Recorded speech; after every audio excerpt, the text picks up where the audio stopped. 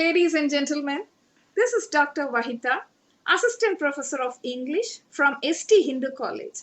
Well, I've come up with another presentation on the theoretical interpretation of Jacques Derrida's deconstruction. This takes me back to the memory lane of my PG days when I get allergic to critical theories. Yes, it was indeed a hard nut to crack. I found it very hard and difficult to crack those theories. And so I just made more attempts in rereading the text as well as the secondary sources and started to simplify those complex concepts. And now with the help of internet, it is even more helpful. And right now, I have found this digital platform to be very much useful in sharing those simplified concepts with you and hope you find it easier. So now let's get into the topic. So before getting into what is postmodernism or what is Derrida's deconstruction, I'd like to highlight the situation that prevailed during the modern times, especially during the 1950s. So World War II that happened between 1939 and 1945 was a worldwide military conflict. You know, what are the disadvantages of war, right? So deaths of over 70 million people was witnessed and numerous cities were destructed and the livelihood of a good lot of people was destroyed, and it was a very huge calamity in human civilization. So it represented a period of loss, insecurity, and anxiety. And I'd also like to tell you something about the revolution that took place in science and technology. So we are all experiencing the revolution that took place in science and technology, right? So during the 1950s, there were a good lot of inventions that actually took the world towards a modern technological platform. For example, during the 1950s, the first commercial computer was invented, the first animal cloning, and the launching of the first satellite to carry TV broadcasts, the birth of the original internet in America. All these technologies boosted the world in terms of science and technology, and the dominance of this instrumental rationality took the world towards chaos, and the propensity of scientific and technological capability brought other chaos as well in the name of atomic bombs and Holocaust. I'd be explaining it now. So the biased modern world, the Holocaust. So what do you mean by Holocaust? Have you come upon this term? Hope you'd have, right? It was nothing but the genocide of European Jews during the World War II. So between the years 1941 and 1945, the Nazi Germany and its collaborators systematically murdered some around 6 million Jews across German-occupied Europe. Around two-thirds of Europe's Jewish population was murdered, and these murders were carried out in pogroms and mass shootings. And the concentration camps, gas chambers, and gas vans in German extermination camps took over all these murders, right? So you'd have sensed the destruction of humanity with the advent of science and technology. Yes? Okay. So postmodernism is nothing but a reaction to modernism. So these theorists or these philosophers, they were fed up with the modernity of the world, and it was influenced by the disenchantment that followed World War II. So the World War II put out a great impact upon these philosophers, and that's how postmodernism was born. So now we'll get to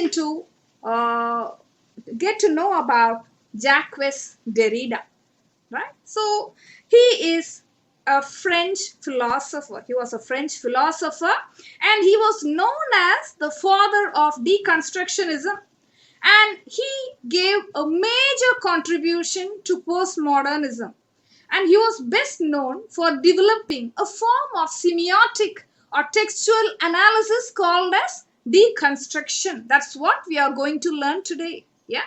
And he was one of the major figures associated with post-structuralism and postmodern philosophy.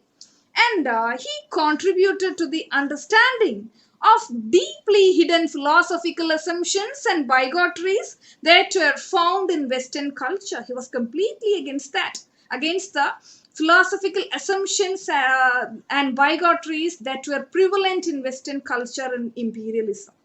And uh, it highlights the accountability of Western culture to objectify, dominate, and exclude its ethnic and racial others through the process of imperialism and militarism, right?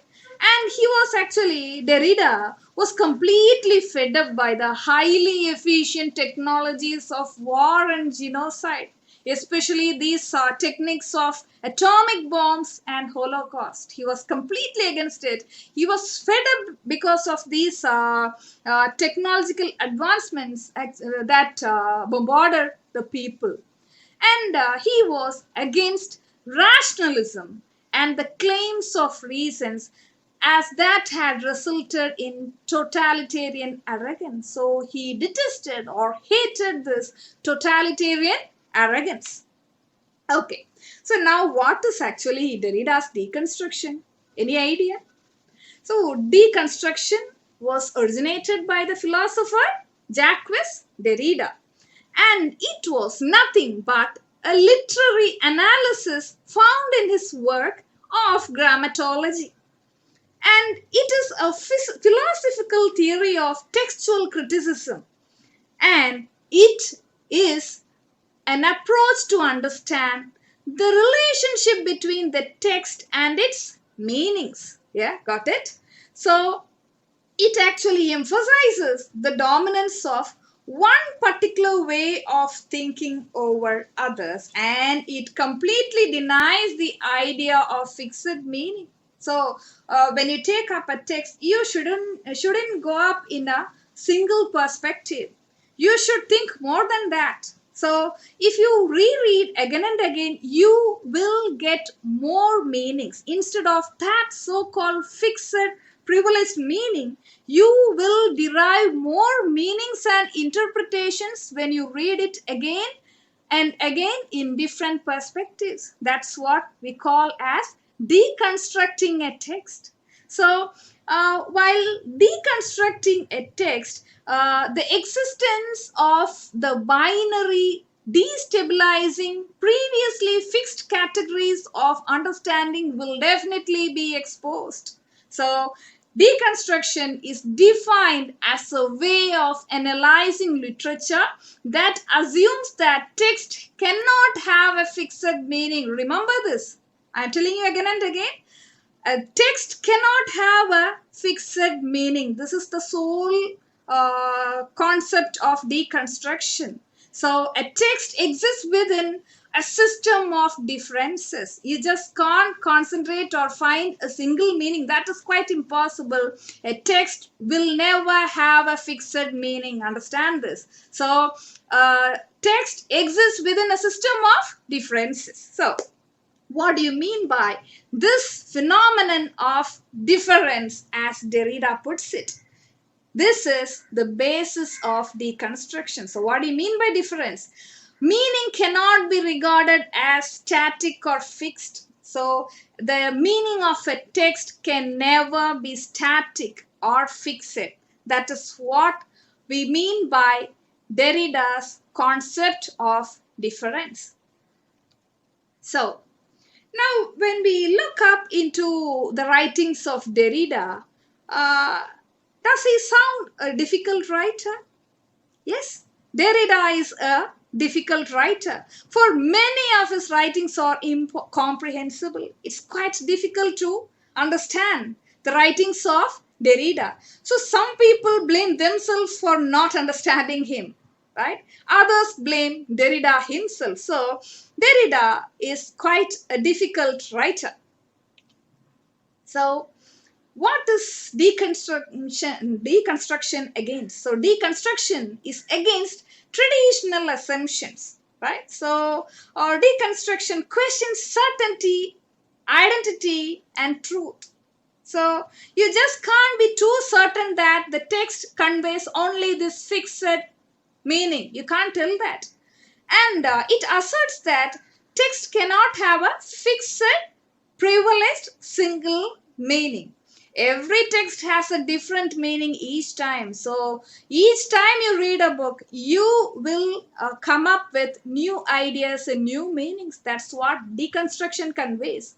So it calls for contradictory viewpoints and analysis while looking up into the same perspective. Look up from other perspectives as well. That's what Derrida conveys through his theory of deconstruction. So, what are those traditional assumptions that people were following all these days blindly based on people's thoughts, knowledge, culture, upbringing, personal experience, science, environment, education, convictions, feelings, assumptions? So many are there, and based on these assumptions, people never look up in with other perspectives. So Derrida calls for contradictory viewpoints. Let your viewpoints be contradictory. Why sailing on the same boat? Looking for different kinds of analysis. So Derrida was completely against the traditional assumptions. Well, so how do you deconstruct a text? Yeah. So now look at this picture. What do you what you could see there? So for some people, you may look up into that as a burger. You will get one single fixed meaning. Yes, that is a burger. Fine, that is good.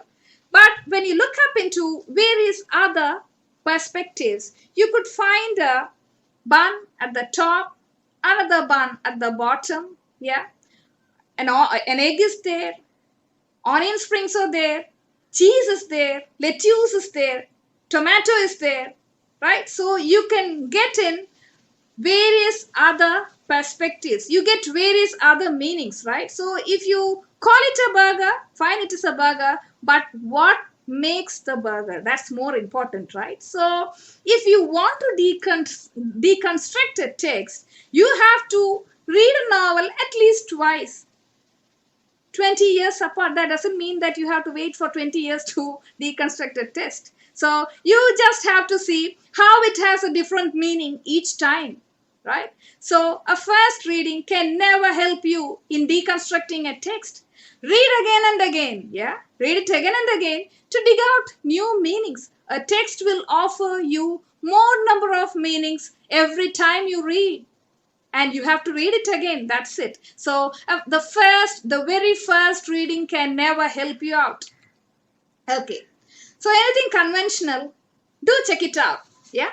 What is conventional? Conventional is convention is generally accepted principle, methods, or behavior.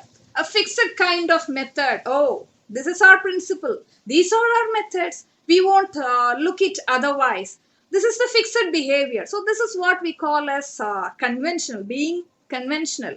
So Derrida tells that you should resist any kind of fixed conventional meaning of a text. If they say that this is the fixed conventional meaning that you can find in a text, just deny that. Resist that. No. I'm going to read it again.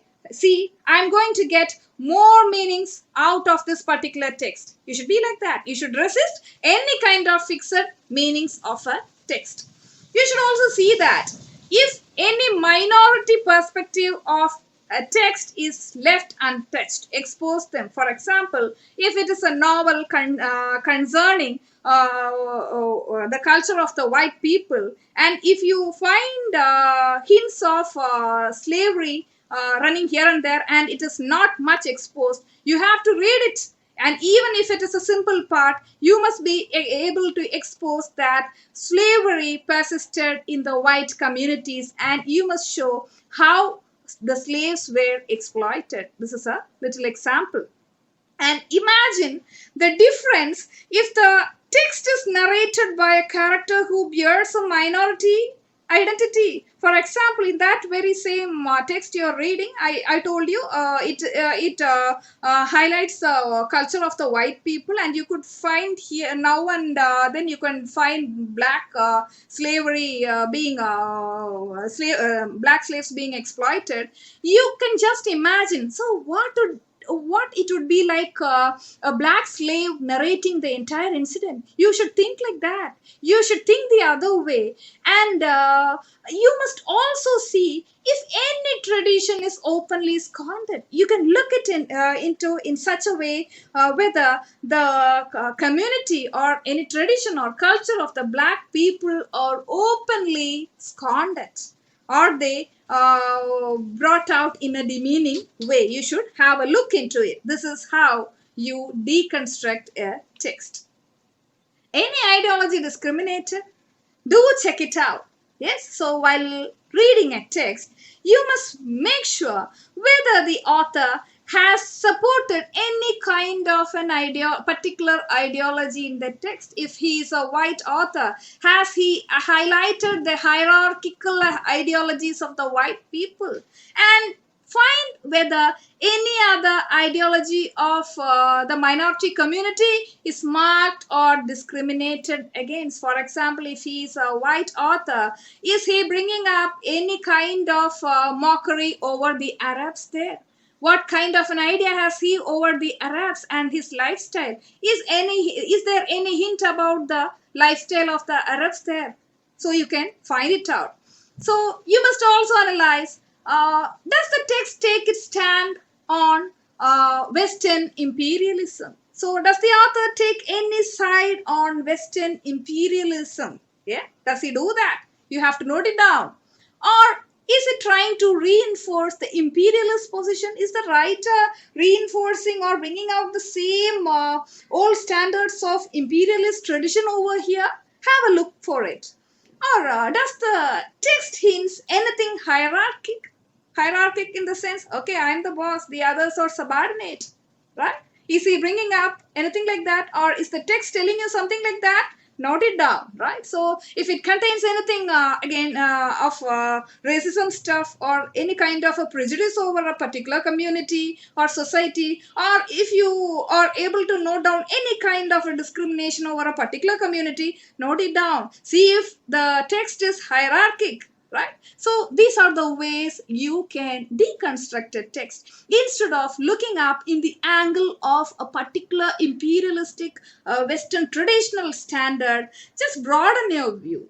See what kind of ideologies are discriminated. All these things that I've told you can be pulled out from the text one by one. And that's how you deconstruct a text. Misreading.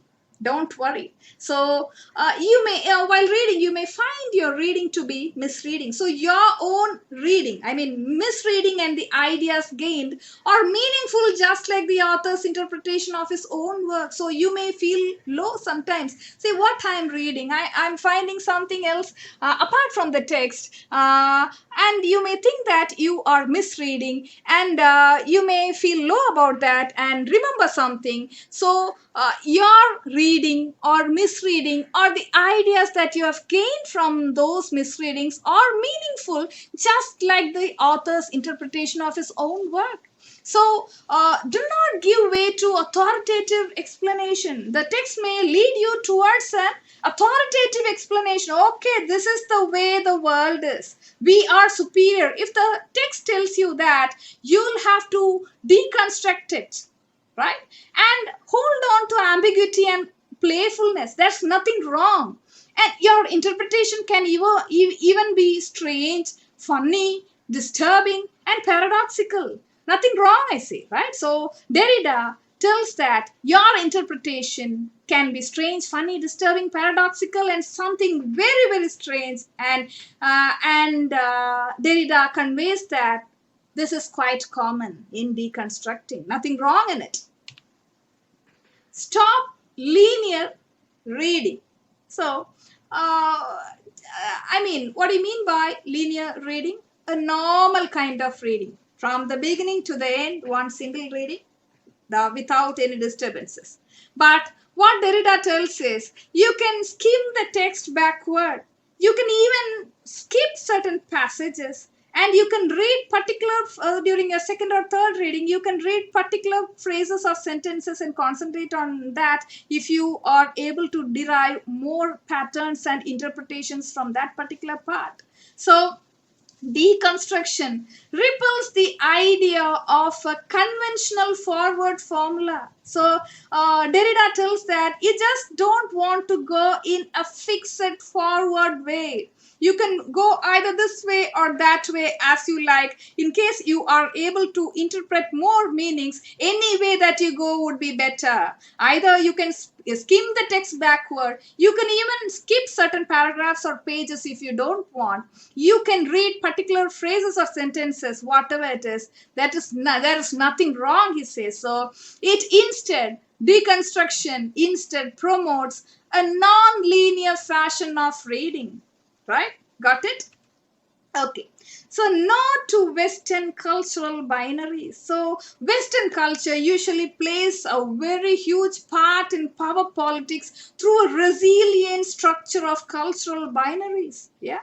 So this creates challenging hierarchies, and usually the dominant concept excludes the other, and that would be found prevalent in a text. So deconstruction very strictly blocks Western cultural binaries. So by deconstructing a text, we can highlight certain hidden cultural binaries within the text. You got it? So the cultural binaries would be very deeply hidden in the text of a particular Western imperialist authors. And when you start deconstructing it, you can highlight one by one. Yes, there are cultural binaries in this text. Look at this, what the character is telling. See how this character is exploiting the women folk. So there is some kind of a black female is being assaulted. So you can bring it further and you can analyze it in such a way that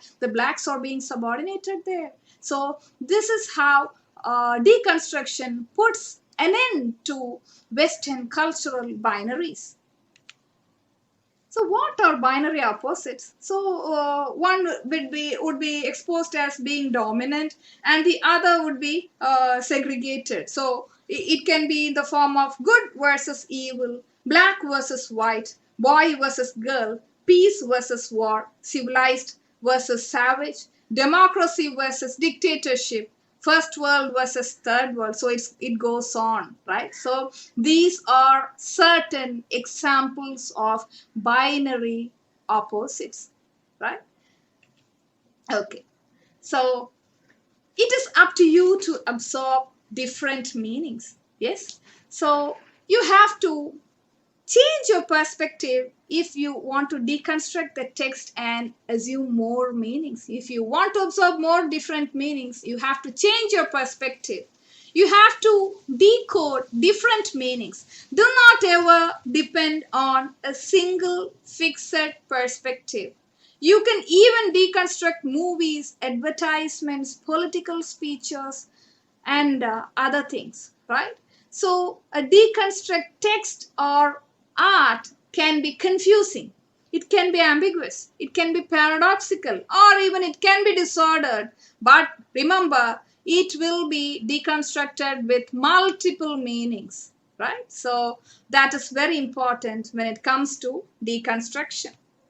So as Derrida tells, deconstruction is not destruction, right? You can recover more interpretations and meaning. So with this, I'm signing off and hope you enjoy the session. Thank you so much. And if you haven't subscribed it, please do subscribe. Thank you.